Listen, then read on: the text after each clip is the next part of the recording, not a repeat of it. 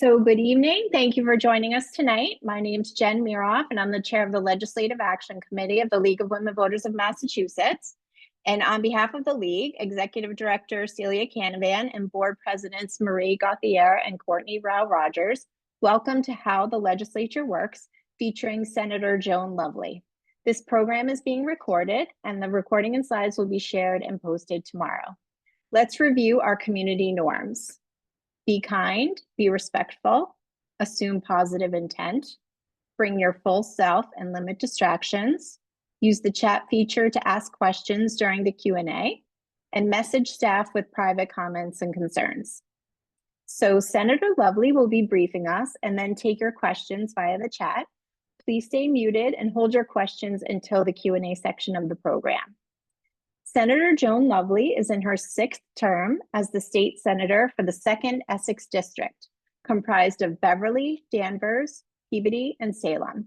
Senator Lovely has been serving in the Massachusetts Senate since January 2013. Senator Lovely serves in leadership as Assistant Majority Leader and as Chair of the Senate and Joint Committees on Rules. She also serves as Senate Vice Chair of the Joint Committee on State Administration and Regulatory Oversight, and as a member of the Senate Committees on Ethics, Global Warming and Climate Change, and Juvenile and Emerging Adult Justice, in addition to the Joint Committee on Agriculture. Outside of her committee work, Senator Lovely is the Senate Chair of the Massachusetts Caucus of Women Legislators. She's also a member of the Massachusetts Legislative Food Systems Caucus, Coastal Caucus, Voting Caucus, Zero Waste Caucus, Gateway Cities Caucus, Protecting Animal Welfare Caucus, and Climate Alliance Caucus. She served as the Senate Chair of the Ellen Story Commission on Postpartum Depression, where she now serves as a member, Chair of the Special Senate Committee to review the sexual harassment policies and procedures, and as a member of the Legislative Commission on Ocean Acidification, Special Senate Committee on Opioid Addiction Prevention, Treatment, and Recovery Options, and Special Legislative Commission on Public Records.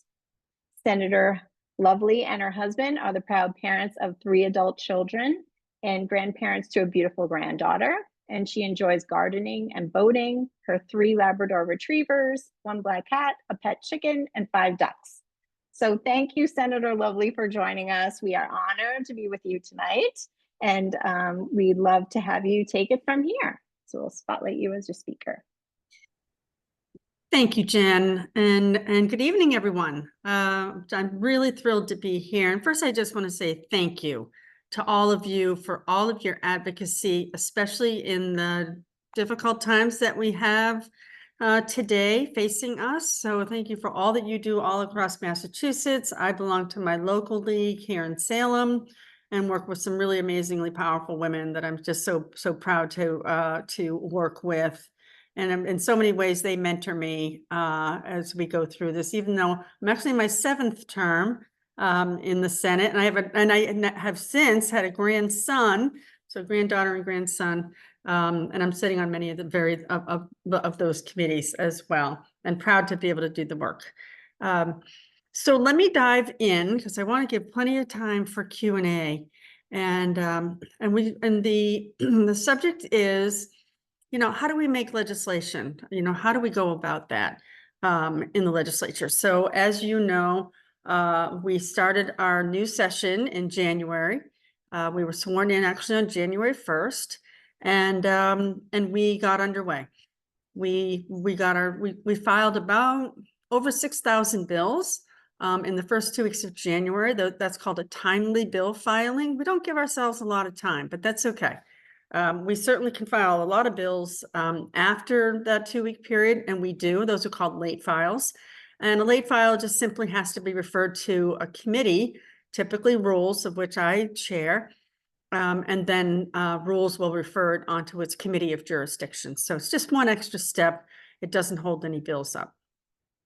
So we filed all these bills, about 6,000 bills. Most of those are refiles because a bill will take more than one legislative session typically to really mature, to ripen, if you will, to where it's ready to go to the floor for the House and Senate to vote on it, and for for the governor to sign it.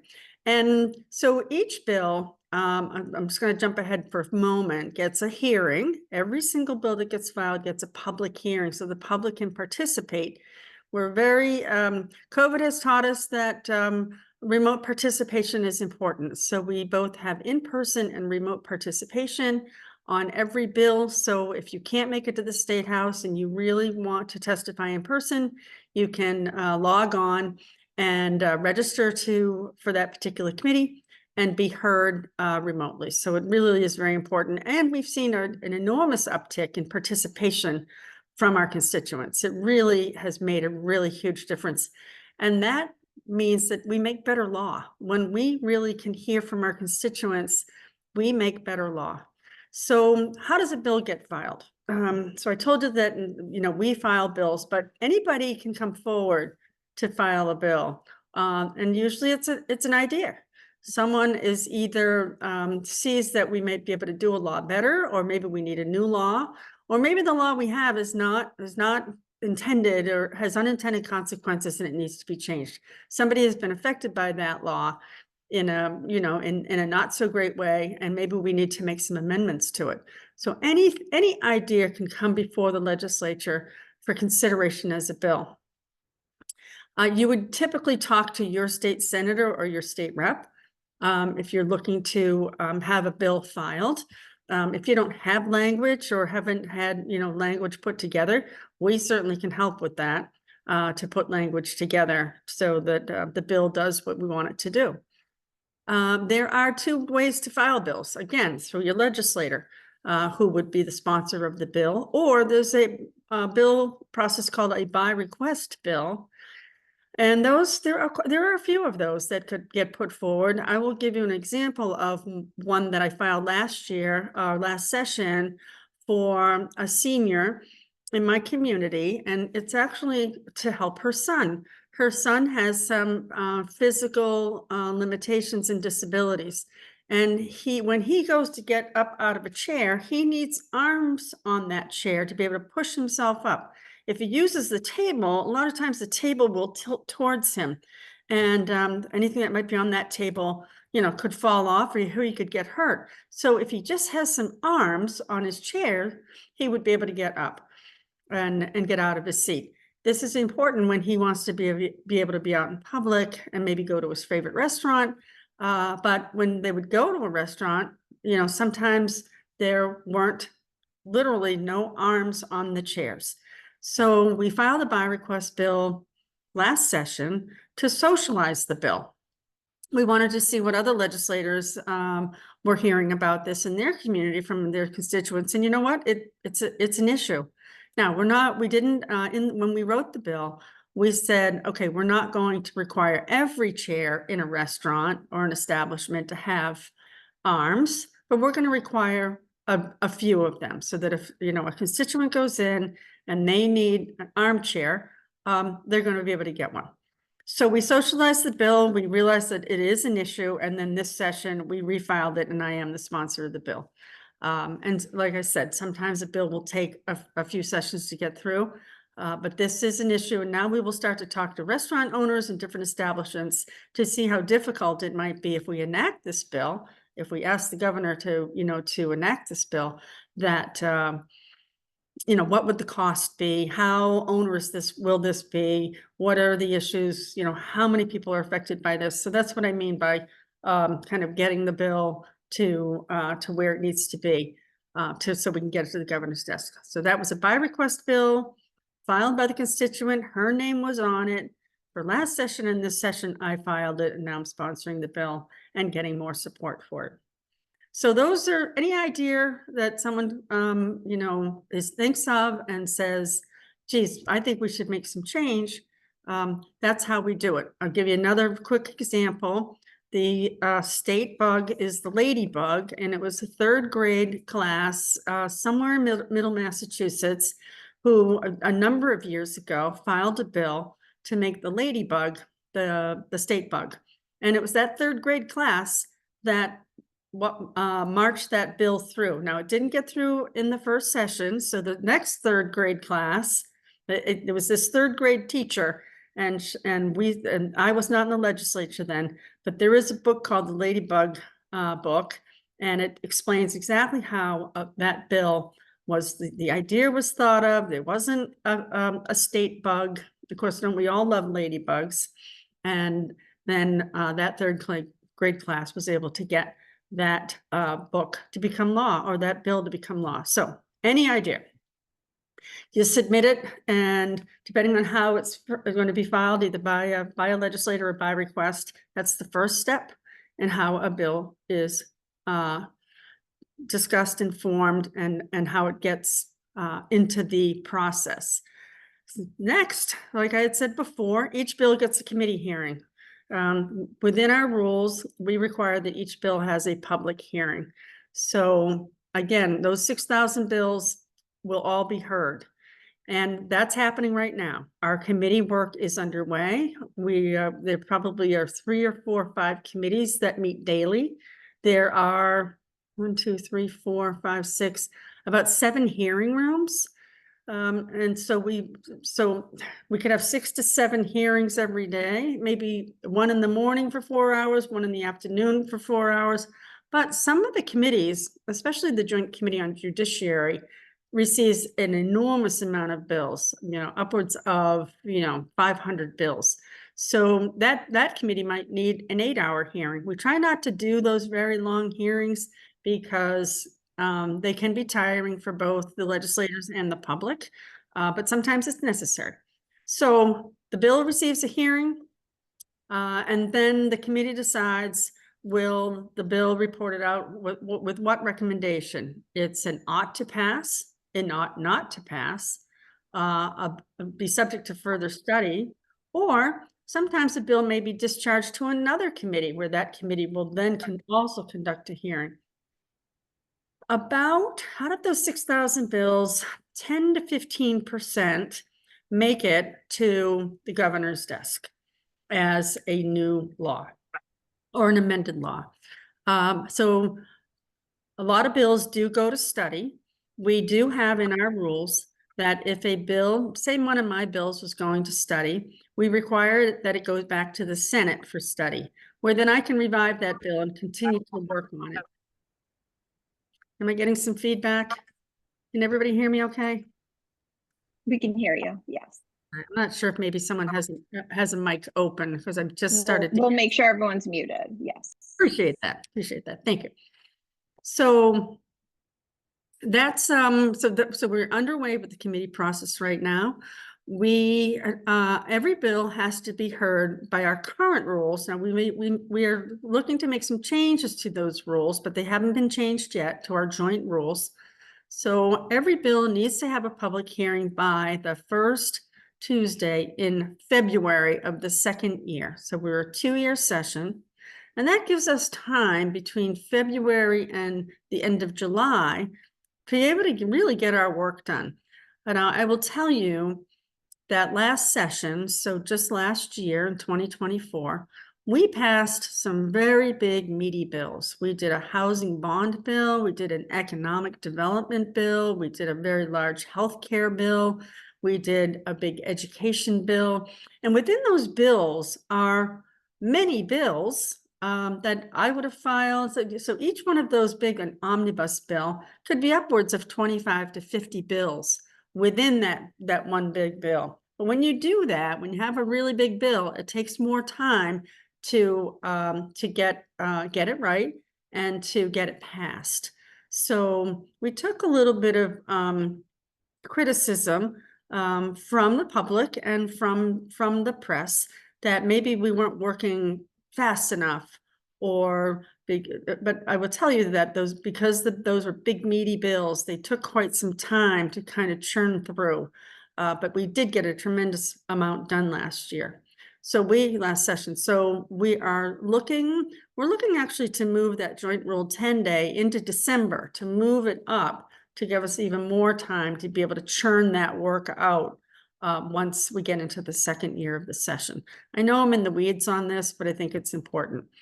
So these bills, each bill gets a hearing, each bill gets a recommendation, and then if they are reported favorably, then it's either they either go to House or Senate. If it's a money bill, it goes to Ways and Means.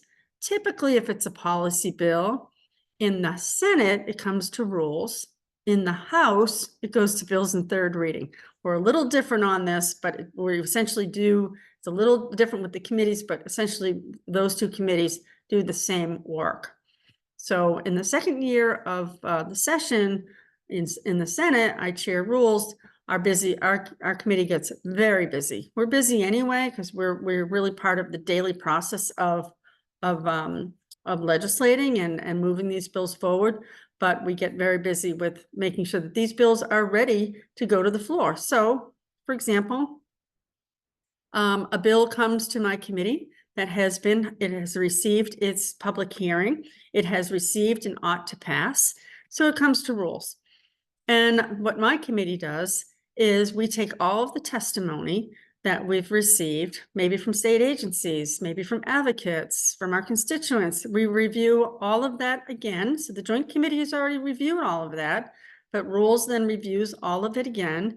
We then send it out to, if it's going to affect a state agency, for example, we send out for further comment. We want to hear directly from that agency, the Rules Committee does. And then we get further comment on that bill. We are very intentional about the process. When you're making law, you want to make sure that it works. And I'll tell you, sometimes it doesn't work. And I'm going to give you another example. We passed a bill a few sessions back, and everybody thought this was a great idea.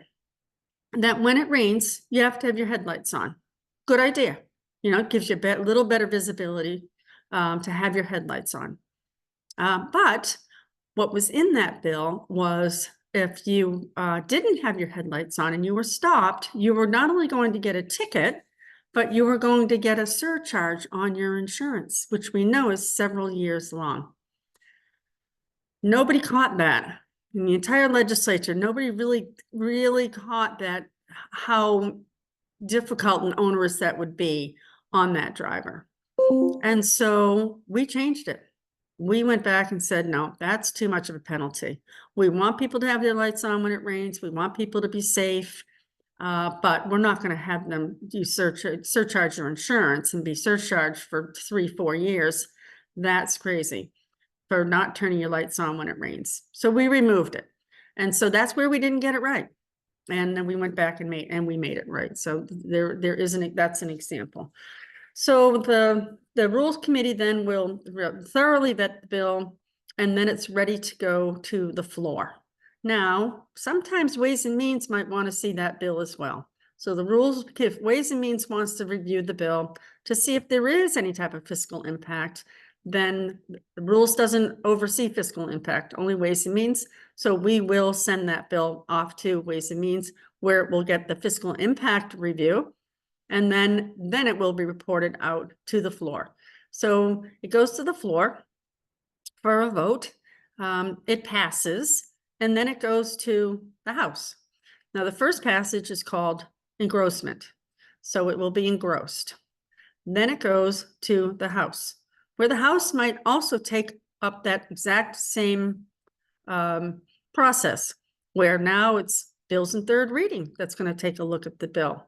Maybe they're going to reach out to agencies for further comment. Maybe they're going to send it off to House Ways and Means to see if there's a fiscal impact. Then it will come back to bills in third reading, where then the bills will say, okay, let's put it to the House floor for a vote. The House members vote on it. Then it comes back to the Senate, because they choose two passages. So now Senate Council and House Council will have looked at that bill again, make sure that it's correctly drawn. The language is exactly where it needs to be.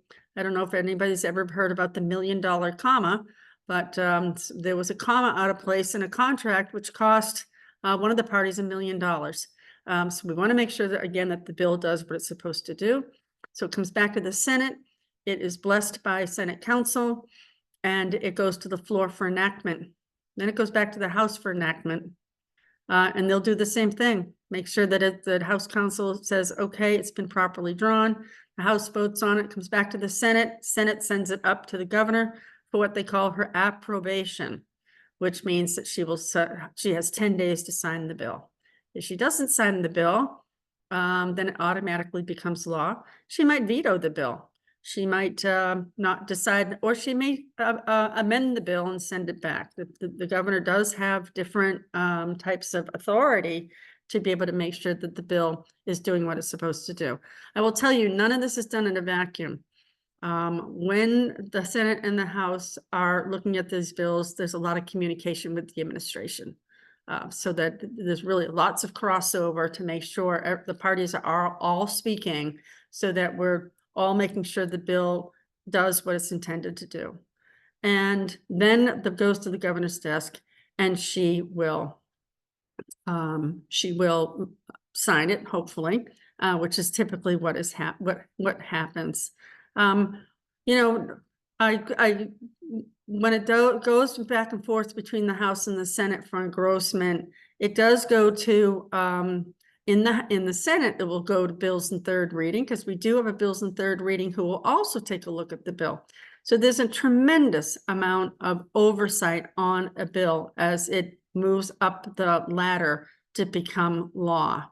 Now, the new law will take effect in 90 days of being signed by the governor, unless we insert an emergency preamble. Sometimes we may need a bill to be immediate. We may need it right away. So we will insert an emergency preamble that says once the governor signs it, it becomes law. That is how, in kind of a nutshell. There's a lot to it, and now you can maybe see why it takes some time to be able to get a bill passed. But we do, I will tell you right now, pre-COVID, the State House was very busy, and that building is meant to be alive. It is meant to have people in it. It is meant to have people, you know, being a part of their government. We call the State House a working museum. It's a really beautiful, beautiful building, a number of buildings. But it's also, it's a busy place where people want to be, and they want to come in and participate in their government. When COVID hit, the State House remained closed to the public, but it was open to members because by Constitution, we have to meet every 72 hours. So every Monday and Thursday, we are in session, and we were in session all during COVID in the building.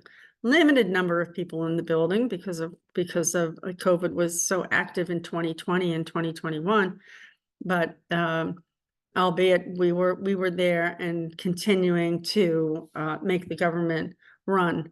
But then people didn't come back. And really, it's this session that I can say with really great joy that people are back. The building is busy. As you can imagine, we have a lot of demonstrations out front for all different reasons, many driven by changes coming from the federal government, but people are back and they're here, and we're seeing a lot of young people, tremendous amount of young people are coming into the State House, which again, I think is just fantastic. I think young people really didn't think that they have a voice, and they do, and they're realizing it, and they're using their voices. So they're coming back as well.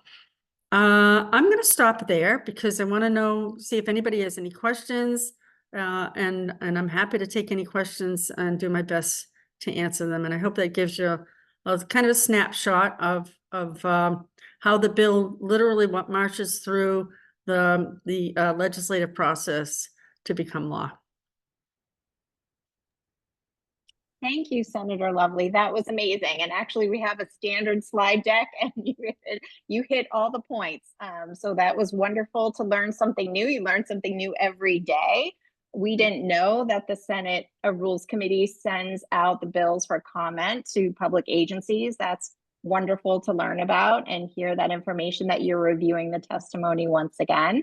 And we're really grateful for all the work, because we've enjoyed being in celebration for all the bill signing ceremonies, for the firearms omnibus, for the maternal health bill, and so on and so forth. It's been wonderful, adding coercive control to the definition of domestic violence. We had so many wonderful wins, and so it's wonderful to be in celebration and community with all of you on that, fighting the good fight. And I'll just kick it off with the first question. We're definitely going to take questions through the chat. I'm happy to read those, but also, could you speak to a little bit about the Response 2025 and the new bill that was filed related to reproductive care and transgender care? Yes.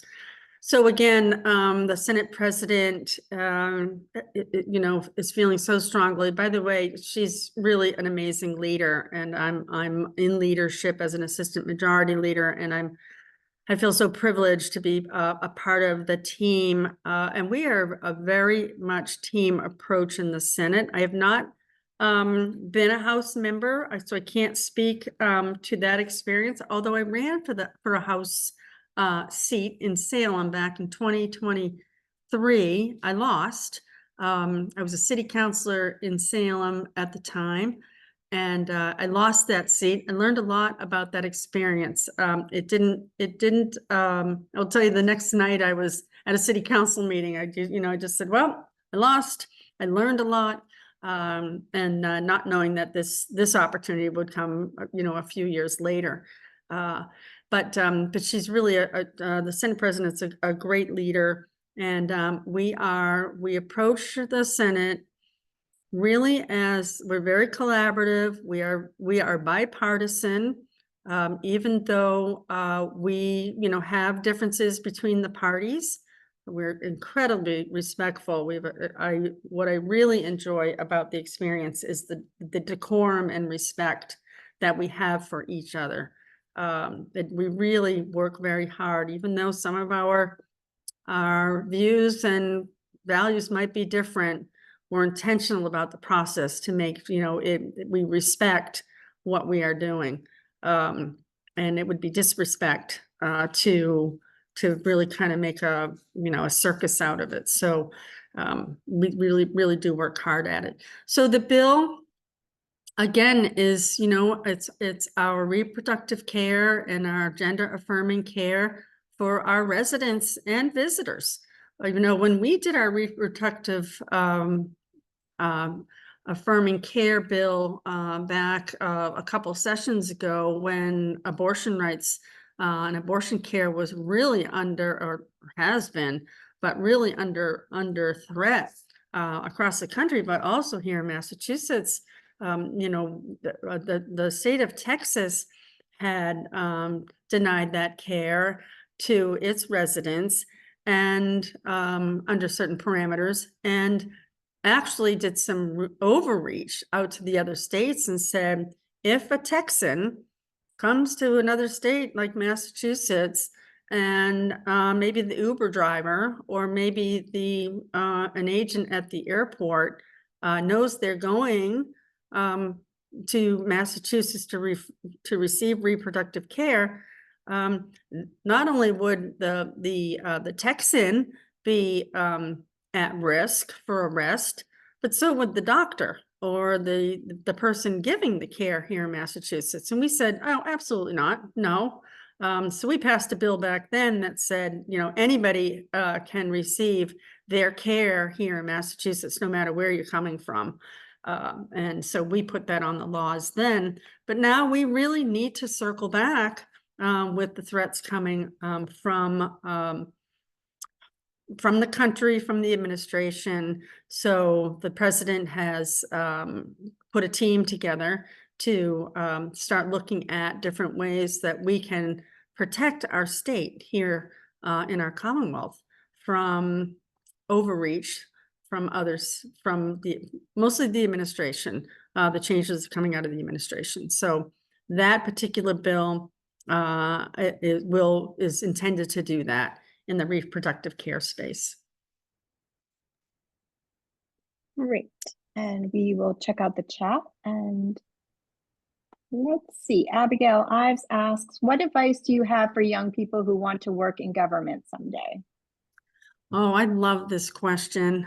I will tell you, the best way to get involved in government is this is my experience, is to get involved with your community. Start at the community level. Get to know, you know, your community members. And you know, if it's a government position or an elected position, sit on a city board, maybe run for local office. I will tell you how I got involved in public service now in my 28th year. It wasn't something I planned. It found me. I didn't find it. I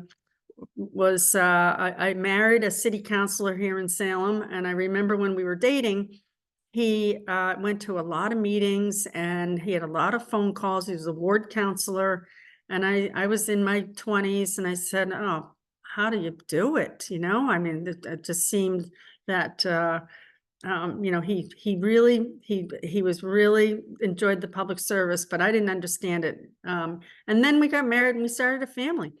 And the playground equipment in our neighborhood was the same equipment that he played on as a child. He played on it as a child. It was decades and decades old. That one hot metal slide and a couple broken rubber swings in a mud pit. And, you know, we had 3 children at that time, 3, 5, and 7. And I said, oh, we can do better. So I went to the mayor and the city councilor and said, you know, can we get a new playground? And the mayor said, why don't you put together a neighborhood committee? So we did. I went to a bunch of parents and said, you know, let's put together a playground committee. And we worked with the city for a year. We identified the funding. We worked with a company for to do the plan. And over the course of a weekend in the fall, 100 volunteers showed up and we built a playground. And that was it. I was like, wow. So I went to the mayor and said, there was a Neighborhood Improvement Advisory Committee, NIAC, that still exists today. My kids are in their mid-30s now, so we're going back a few years. And I said, Mayor, I'd like to join that committee. And I helped other neighborhoods build playgrounds. And then I went to my husband and said, I think I want to run for city council. And he said, well, don't you remember all the phone calls and meetings? I said, I do. And I want to do that. And so I worked, I got elected. I served as a ward counselor for 6 years, and then as an at-large counselor for 9 years. And now here I am in the Senate. But that gave me the foundation really to be able to do this work at the state level. And you know what? It still comes down to constituents, people, you know, how government is here to help. So, you know, now I operate at the state level, whereas before I operated at the city level. And, you know, how can we make life for better quality of life? Where are people hurting? What can we do to help?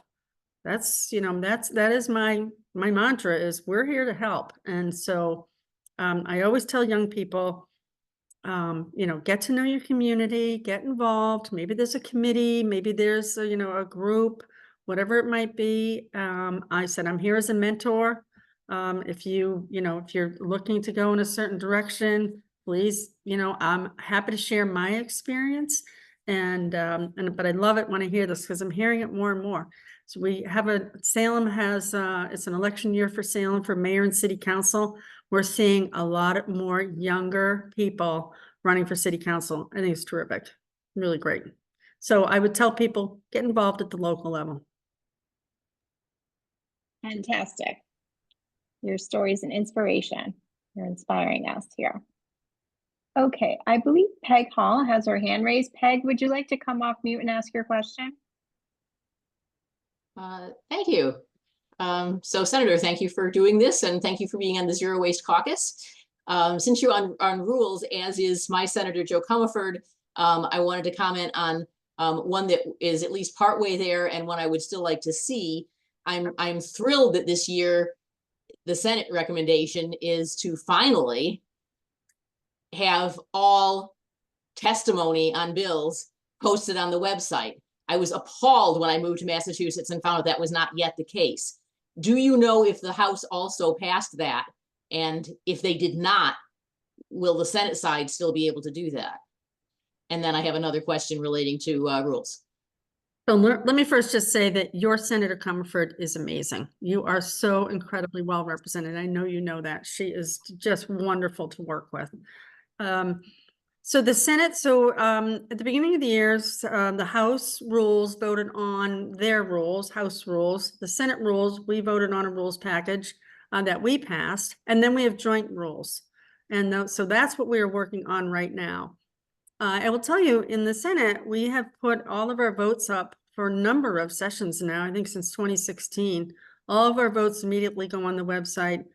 We've been, asking the House to also participate, and now that is, we are in conference committee right now, which is an open conference committee. I think it's important that we do this in public. We've had one meeting. We're waiting for the date for the second meeting, but that first meeting was in a hearing room with the public, with the press, and we actually made some good progress. So yes, we want to put the testimony up. That will happen in the Senate. We are looking to have it happen in both the House and Senate, and that's the work of the conference committee right now. I'm feeling confident that we're going to be able to get that done. We are criticized for not being transparent enough with our work. I will tell you that all of our committees are in public. Again, the Senate we put all our information up. But the two things that we don't do, which I was trained as a city councilor to do, is adhere to public records law and open meeting law. Now, at the beginning, it was said that I actually chaired the committee with a terrific co-chair, and we did a big public records rewrite. And in that public records rewrite, we did a commission to make the legislature subject to open meeting law and public records law. We are still not, we don't comply with that. We're not required to comply with that because we haven't put it in our rules. Although from that experience, that's when we started to change the Senate rules to put all our votes up online immediately. And now the testimony will follow. That will happen. Some testimony, some members of the public may not want their testimony up. It may be just incredibly sensitive. So we are working on how to either redact very personal information, or maybe they don't want that. They may not even testify publicly, but we're working on so people can sign off to make sure that they're comfortable with their testimony going up. But depending on exactly what it is, there may be an instance that they may need to redact on some very, very, very sensitive information. So, but yes, we're working hard to get to that point, and this conference committee is in public right now. So we're working on it. I'm a big proponent for adhering to public records and open meeting law. Thank you. And then the other rules related thing that I was hoping for was, is there anything we can do to stop having all the omnibus bills and let individual pieces of legislation get through? We are absolutely talking about that as well. I will tell you, last year, a big part of, we work on these bills for months and months and months. And then the bills pass, but they go into a conference committee. And then that conference committee, which is 3 members of the House and 3 members of the Senate, then have to start to go over what the differences are. And that can take months. So yes, we are very cognizant of that process. And how can we get some of these bills that don't really need to be parts of bigger bills, get them passed and get them passed timely? So yes, it's absolutely on the table. And I really appreciate you asking. Thank you, Senator Lovely. I know I attended the first open conference committee of the rules session, so that was wonderful to see that in action. So thank you. So let's see, we have a couple more questions in the chat.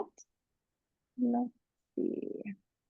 Carol Young-Kleinfeld asks, if voters were to pass a referendum to repeal a law, what is the role, if any, of the Massachusetts legislature or state officials? Is the law immediately repealed? I think we know that the firearms law is on the November 2026 ballot. Well, and that would be the goal to repeal that, which is Gun Owners Action League. I actually was on that conference committee all of last summer when we did that. Now, I usually vote to keep a conference committee open, but I did vote to close that conference committee because my youngest daughter and I are both under active threat by a gentleman who, well, not a gentleman, by a person who is mentally ill, has access to firearms or did, and he's not living in this state right now. He's in the South somewhere, but he is being followed by the state police and the district attorney's office here in Massachusetts in case he comes back to this state. I will tell you what happened was he was back. It was before COVID. He was arrested. My daughter was an assistant district attorney in a local district court. The person came in, he was arrested for threatening a police officer. She handled the arraignment, and didn't he start to sit in the parking lot and see her coming and going from her job? Then he started to send me an enormous amount of emails. I don't know how he had time to generate them all, but with threats of gun violence and assault rifles. And he was arrested and he was detained for a year. But after a year, he was determined to be, he couldn't stand trial for his charges. But after a year, the Commonwealth let him go. He moved south. But he resurfaced in December. So I had said that not this past December, December before. And I said, no, I can't take the chance that this person's going to follow this. And, you know, we don't even, they have a good idea where he is. But given that, I said, no, we're going to close the conference committee because I didn't want to be a part of it. Frankly, I didn't want to sit on the conference committee, but I was assigned. I did my work. I actually, just before COVID, went out and took a gun safety course, and I have my license to carry. I don't own a firearm, but I wanted to really understand or try to understand both sides or the many sides of the issue. I certainly understand the firearm safety side. There is a lot of work to keeping a firearm safe and secure. And there's part of the problem, especially when children, you know, find a firearm in their house. So I thought we did a great job on that bill, and we think it's completely constitutional. And we worked with constitutional experts when we were writing that bill, and then when we were passing it, and we were conferencing it, and then that final bill. So we think we're going to be okay. But okay, so Goal filed the suit, and it will then be determined by the court. I hope I answered the question because I went kind of in another direction with that, but I thought it was important for you to know that there's some crazy people out there, unfortunately, and you know, we have to make decisions accordingly. But I think that's a great bill. We are number 1 or 2 in the country in the lowest amount of gun deaths because we've got some of the best gun safety laws. Thank you, Senator Lovely, for all your work on that. And we're sorry you had to experience that, and we're glad you're safe. Thank you. That was one of our top priorities, that bill last session. Just getting back to the chat. Suzanne Brock asks, why do some bills get rolled into the state budget? And does that process limit the bill in any way? So typically the state budget is all money bills and budget bills, but sometimes a policy bill will make it into the state budget. It might be a priority of maybe the House, the Speaker or the President. We in the Senate, we prefer not to do policy bills, but sometimes we may need to have a bill pass in the budget process rather than in the normal, what I guess I would call normal course of our work. It doesn't affect the bill but it just gets pulled out, frankly, and made a priority during the budget. Sometimes that's okay. Sometimes that might not be okay to me. Sometimes I would like to see the bill, you know, really, I'm not going to say the bill isn't fully vetted, But again, just want to make sure that we've crossed the T's and dotted the I's. And I certainly completely trust Ways and Means, both the House and the Senate. I will tell you, both chairs are remarkable. Senator Rodericks and Representative Chair Michaelwicz and Chair Rodericks. They have amazing teams of budget analysts that work with them and economists. It's a really very thoroughly vetted process, and it takes months. It takes months and months because, as you can imagine, there's priorities. So the governor has given us her budget priorities in House 1. That was back in January. The House will now follow with their budget the week after next, so the week after April vacation, and then the Senate will follow with its budget at the end of just before Memorial Day, the week before Memorial Day. And those budgets need to be settled because they'll be different. And there might be some policy in there. It's just that policy bill gets passed in the budget, so it would get passed quicker, and we may need it. I will tell you, when I was first in the Senate, Therese Murray, President Murray was the president, and there was an incident on the subway where a man was upskirting, taking pictures, holding the camera down and taking pictures up women's skirts and dresses, called it upskirting. And we passed that policy in the budget that year because she did not want to wait for a bill to kind of march through the process. And it passed very quickly, making that against the law. Can't take pictures of women's dresses. So that's an example of putting policy.